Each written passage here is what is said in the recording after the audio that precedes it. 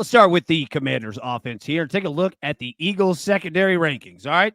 This is their completion percentage rankings across the NFL. 10th, 1st, 25th, 9th, 7th, 3rd. Deep, they ain't giving you up, but they will give up short passes. And that's what Jayden Daniels does terrifically. This is last week against the Steelers. And yeah, really not even his best game by any means. 17 to 34 for only 202 yards, no touchdowns, no picks. But he will complete passes, and he likes to throw middle of the field, shading to his right, especially on the right side because it's generally safe.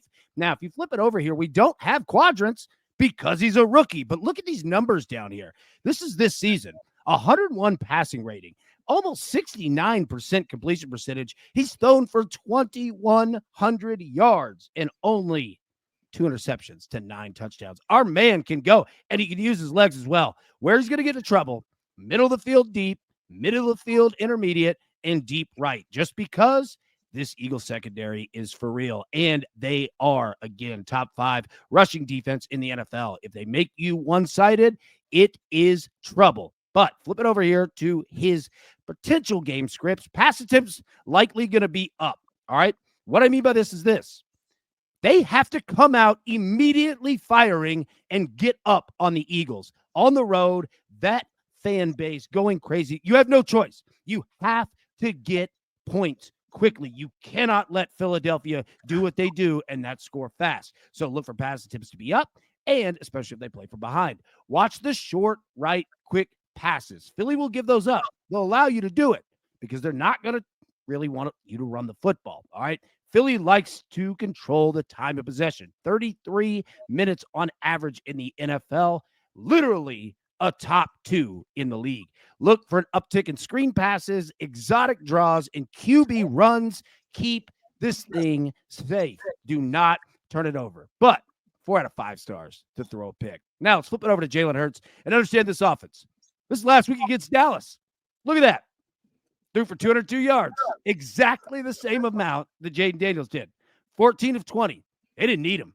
He did throw a pick, but they didn't need him. And that's the problem with playing Jalen Hurts and pass reception props tonight, is that if they get up big, they can run the football. The Commanders' rush defense, 28th in the NFL, and they're injured at both quarterback positions.